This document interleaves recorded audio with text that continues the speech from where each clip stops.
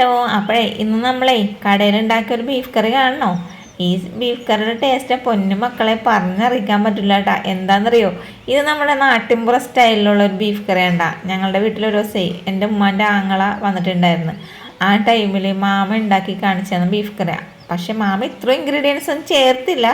ഞാനതിൽ കൂടെ ഒന്ന് രണ്ട് ഇൻഗ്രീഡിയൻസ് എൻ്റെ ഇത് വെച്ചിട്ടൊക്കെ അങ്ങോട്ട് ചേർത്ത് കൊടുത്തിട്ടാ. നല്ല ടേസ്റ്റുമാണ്. നെയ്ച്ചോറിൻ്റെ കൂടെയും ചപ്പാത്തിയുടെ കൂടെയൊക്കെ ഇല്ലേ, സൂപ്പറാണ് കേട്ടോ ഈ ഒരു ബീഫ് കറി. അപ്പോൾ ഇനി അധികം വലിച്ചൊന്നും നീട്ടണില്ല. എങ്ങനെ ഉണ്ടാക്കണേന്ന് നമുക്കൊന്ന് നോക്കിയാലോ അല്ലേ.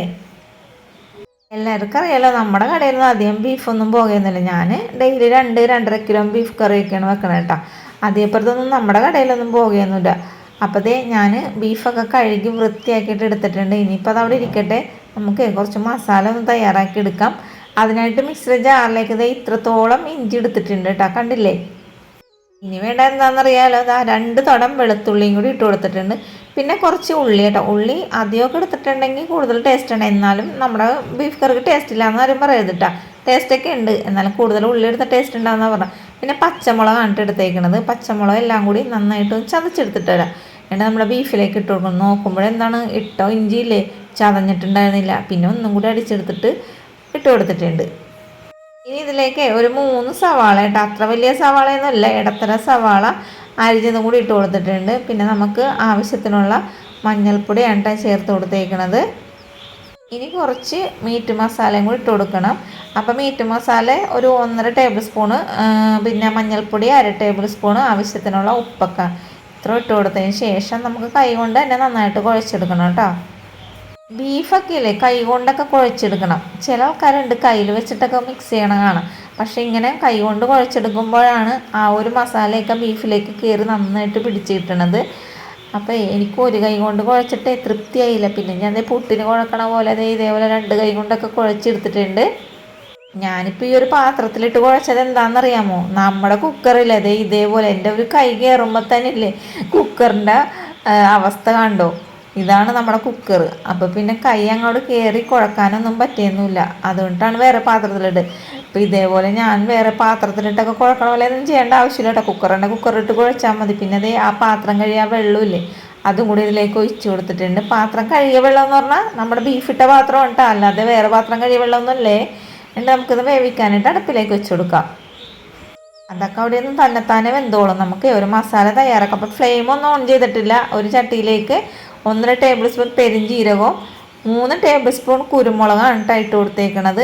അപ്പോൾ നമ്മളുടെ ഈ ഒരു കറിക്കിലെ കുരുമുളക് മുൻപന്തിയിൽ നിൽക്കണം. പിന്നെ ഒരു 8 വറ്റൽമുളകും ചേർത്ത് കൊടുത്തിട്ടുണ്ട്. അതേപോലെ പച്ചമല്ലി 2 ടേബിൾ സ്പൂൺ ഇട്ട് കൊടുത്തിട്ടുണ്ട്. ഇതാ ഒരു ബേ ലീഫിൻ്റെ ഇത്. അതേപോലെ ഇത്രയും പോലും കറുകപ്പട്ട ഇട്ട് കൊടുത്തിട്ടുണ്ട്. ഒരു സ്റ്റാറും കൂടി ചേർത്ത് കൊടുത്തിട്ടുണ്ട്. പിന്നെ നമുക്ക് വേണ്ടത് ഒരു 3 ഏലക്കായാണ്. ഇതും കൂടി ഇട്ട് കൊടുത്തതിന് ശേഷം നമുക്ക് ഫ്ലെയിം കുറച്ച് വെച്ചിട്ട് വേണം കേട്ടോ ഇതൊന്ന് വറുത്തെടുക്കാനായിട്ട്. ഇത് വറുത്തുകൊണ്ടിരിക്കാൻ പോകുമ്പോഴാണ് ഞാൻ വിചാരിച്ചത് ഇതിലേക്ക് കറിവേപ്പില ഇട്ട് കൊടുത്തില്ലല്ലോ എന്ന്. അങ്ങനെ കുറച്ച് കറിവേപ്പിലയും ഇട്ട് കൊടുത്തതിന് ശേഷം ലോ ഫ്ലെയിം വെച്ചിട്ട് വറക്കണേണ്ട. പിന്നെയും പറയണേ ലാസ്റ്റ് കരിഞ്ഞു പോയിട്ട് കരിഞ്ഞ ചൊവ്വയാണ് ബീഫ് കറിക്കൊന്നും എന്നോട് പറയാൻ നിൽക്കുന്നുണ്ട് ആരും. വേണമെങ്കിൽ ഈ ഒരു മസാലയുടെ അളവ് കൂട്ടിയെടുത്തിട്ട് പൊടിച്ചൊരു കുപ്പിയിലാക്കി വെക്കണമെങ്കിൽ ഇടയ്ക്കിടയ്ക്ക് ബീഫ് കറി ഉണ്ടാക്കുമ്പോൾ ഇട്ട് കൊടുത്താൽ മതി. വേറൊരു മസാലയുടെ ആവശ്യം ഉണ്ടാവില്ല കേട്ടോ. അപ്പോൾ നമ്മുടെ മസാലയൊക്കെ നന്നായിട്ട് വറന്ന് വന്നിട്ടുണ്ട്. ഇനി നമുക്ക് മിക്സർ ജാറിലേക്ക് ഇട്ട് കൊടുക്കാം. ഈ ഇടത്തെ കൈ കൊണ്ട് പാനിൽ നിന്ന് മിക്സർ ജാറിലേക്ക് ഇടാനൊന്നും എന്നെ കൊണ്ട് നടക്കൂല. അതുകൊണ്ടിട്ട് ഞാൻ ക്യാമറ ഒന്ന് ഓഫ് ചെയ്തിട്ടേ ഇട്ട് കൊടുത്തിട്ട് ഇപ്പോൾ വരാട്ടോ. അപ്പോൾ ഇക്കളയല്ലേ. ഇനി നമുക്കിത് നന്നായിട്ടൊന്ന് പൊടിച്ചെടുത്തിട്ട് വരാട്ടോ. അപ്പോൾ നമ്മുടെ പൊടിച്ചെടുത്ത മസാല അവിടെ റെഡി ആയിട്ടുണ്ട്. ഇനി ഉരുളി അടുപ്പിലേക്ക് വെച്ച് കൊടുത്തിട്ടുണ്ട്. ഉരുളി ഒന്ന് ചൂടായപ്പോഴേക്കും അതിലേക്ക് ആവശ്യത്തിനുള്ള വെളിച്ചെണ്ണ ഇട്ട് കൊടുത്തിട്ടുണ്ട്. ഇനി ഇതിലേക്ക് നേരത്തെ വീഡിയോയിലൊക്കെ പറഞ്ഞിട്ടുണ്ട്, ചില ആൾക്കാർക്ക് ബീഫ് കഴിക്കുമ്പോൾ നെഞ്ചരിച്ചലും ഗ്യാസൊക്കെ ഉണ്ട്. അത് ഒഴിവാക്കാൻ വേണ്ടി ഒരു 1/4 സ്പൂണ് ഉലുവ ചേർത്ത് കൊടുക്കും. ഉലുവ പൊട്ടിക്കഴിഞ്ഞപ്പോഴേക്കും ഇതിലേക്ക് 3 ചെറിയ തക്കാളിയാണ് ഇട്ട് കൊടുത്തേക്കണം. ചെറിയ തക്കാളി ആയതുകൊണ്ടിട്ടാണ് ഞാൻ 3 എടുത്തത്. വലിയ തക്കാളിയൊക്കെ ആണെങ്കിൽ 2 എടുത്താൽ മതിയാവും കേട്ടോ. ഇനി കുറച്ച് കറിവേപ്പിലയും കൂടി ഇട്ട് കൊടുത്തിട്ട് ഈ ഒരു തക്കാളി നന്നായിട്ട് വഴറ്റിയെടുക്കണം. അതൊക്കെ അവിടെ കിടന്ന് വഴണ്ടിട്ടിടാം. നമുക്ക് ഈ ബീഫിൻ്റെ അവസ്ഥ എന്താണെന്ന് അറിയണ്ടേ. കാരണം വേറെ ഒന്നുമല്ല കേട്ടോ, ബീഫ് കൊണ്ടുവന്നപ്പോൾ തന്നെ അയക്ക പറഞ്ഞിട്ടുണ്ടാകുന്ന ഇളയ ബീഫാണ്, ആദ്യം ഇട്ട് വേവിക്കാൻ നിൽക്കണ്ടാന്ന്. അതുകൊണ്ടിട്ട് ഞാൻ 2 വിസിൽ അടുപ്പിച്ചുള്ള കേട്ടോ. 2 വിസിലൊക്കെ ബീഫ് വേവോന്ന് എനിക്കറിയില്ല.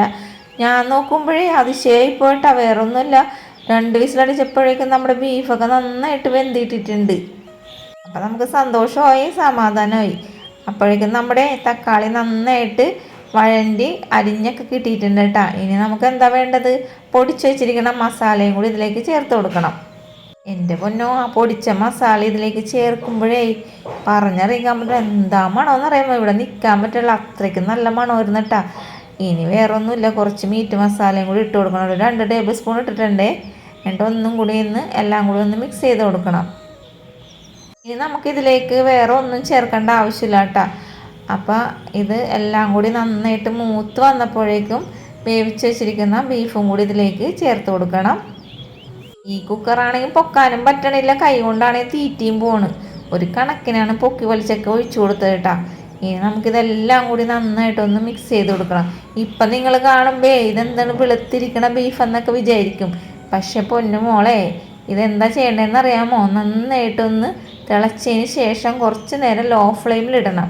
അപ്പോൾ മാത്രമേ ഇതിലേക്ക് മസാലയൊക്കെ അങ്ങോട്ട് കയറി പിടിച്ച് ആ കളറൊക്കെ വന്ന് നല്ല ടേസ്റ്റോടുകൂടി നമുക്ക് കിട്ടുള്ളൂ.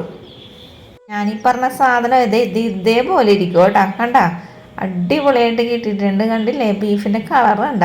അതേപോലെ ബീഫിൻ്റെ ടേസ്റ്റ് ഇത് ഉണ്ടാക്കി തന്നെ നോക്കണം കേട്ടോ. ഞാനിങ്ങനെ ഇരുന്ന് വീഡിയോയിലിരുന്ന് പറയട്ടെ ഒരു കാര്യമില്ല, ഉണ്ടാക്കി നോക്കിക്കോട്ടോ. അപ്പോൾ അതേ കുറച്ച് മല്ലിയിലയും കൂടി ഞാൻ ഇതിലേക്ക് അരിഞ്ഞിട്ട് കൊടുത്തിട്ടുണ്ട്. അപ്പോൾ അതേ നമ്മുടെ നാട്ടിൻപുറ സ്റ്റൈലിലുള്ള വറുത്ത് അരച്ചെടുത്ത നല്ല ബീഫ് കറി ഇവിടെ റെഡി ആയിട്ടുണ്ട് കേട്ടോ. ഇതിൽ തേങ്ങയുടെ ആവശ്യമില്ല, ഒന്നിൻ്റെ ആവശ്യമില്ല. അടിപൊളി ടേസ്റ്റായിരുന്നു കേട്ടോ. നല്ല മണവുമായിരുന്നു ഈ ഒരു ബീഫ് കറിക്ക്. ഇന്ന് കഴിക്കാൻ വന്ന മിക്ക ആൾക്കാർക്കും ഈ ഒരു ബീഫ് കറി ഇഷ്ടപ്പെട്ട്. ഒരാൾ എന്നോട് ചോദിച്ച്, ചേച്ചി ഇത് പാലക്കാട് സ്റ്റൈലിലാണല്ലോ ഈ ഒരു ബീഫ് കറി എന്ന് പറഞ്ഞ്. ഞാൻ പറഞ്ഞു എനിക്കറിയില്ല, ഞാൻ പാലക്കാട്ടുകാരുടെ ബീഫ് കറി കഴിച്ചിട്ടില്ല. വേറൊരാൾ എന്നോട് പറഞ്ഞേ, ചേച്ചിയുടെ കട ഗൂഗിൾ മാപ്പിലുണ്ടോ? വേറെ ഒന്നിനല്ല, ഞങ്ങൾ മീഡിയക്കാരാണ്, ഒന്ന് ഷൂട്ട് ചെയ്യാൻ വരാനായിട്ടാണ്. ഈ ബീഫ് കറി ഞങ്ങൾക്ക് ഭയങ്കരമായിട്ട് ഇഷ്ടപ്പെട്ടെന്ന് പറഞ്ഞ്. അതേപോലെ ഇവിടുത്തെ ഫുഡും ഭയങ്കര ഇഷ്ടമാണെന്ന് പറഞ്ഞിട്ടാ. അതൊക്കെ കേട്ടപ്പോൾ എനിക്ക് ഭയങ്കര സന്തോഷമായി. ഞാൻ പറഞ്ഞേ ഷൂട്ട് ചെയ്യാൻ വരണമെന്നുണ്ടെങ്കിൽ ഈ മഴയും വെള്ളമൊക്കെ ഒന്ന് മാറട്ടെ, എന്നിട്ട് ഷൂട്ട് ചെയ്യാൻ വരാമെന്നൊക്കെ പറഞ്ഞ് അങ്ങനെ അവരെ സമാധാനിപ്പിച്ചൊക്കെ വിട്ടിട്ടുണ്ട്. അപ്പോൾ ഇത്രയേ ഉള്ളൂ നമ്മുടെ ബീഫ് കറിയുടെ വീഡിയോ ഇഷ്ടപ്പെട്ടിട്ടുണ്ടെങ്കിൽ അറിയാലോ ഞാൻ എന്താ പറയാൻ പോണെന്ന്. ചാനൽ സപ്പോർട്ട് ചെയ്യാനും ലൈക്ക് ചെയ്യാനും ഷെയർ ചെയ്യാനും ഒന്നും മറന്നു പോരുതട്ടോ കൂട്ടുകാരെ. നിങ്ങളുടെ വിലയേറിയ അഭിപ്രായങ്ങളൊക്കെ കമൻറ്റ് ബോക്സിലൂടെ അറിയിക്കാനും മറക്കരുത്. നാളെ ഞാൻ നല്ലൊരു വിഭവമായിട്ട് നല്ലൊരു വീഡിയോ ആയിട്ട് ഓടിയെത്തുന്നതായിരിക്കും. ഇത്ര നേരം വീഡിയോ കണ്ടതിന് താങ്ക് യു.